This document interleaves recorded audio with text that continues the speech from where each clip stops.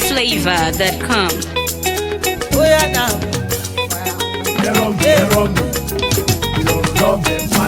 Ebi mi.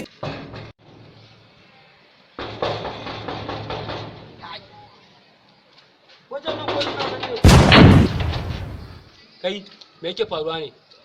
Alhaji kake nema? To Alhaji baya nan. Ya za ki ce ma Alhaji ba ta nan bayan mun yi da ita zan so da yamma. Ba zai yi ba.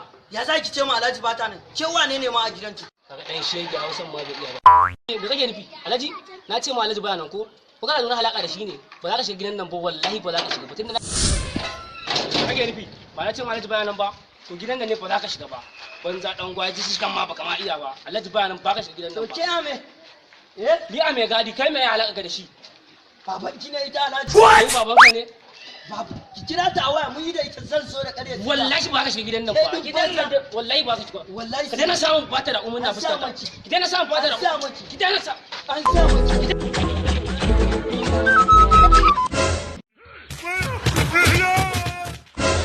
Don kwallo lafiya? Wannan kayan nema waje zo da yana hawa hankali.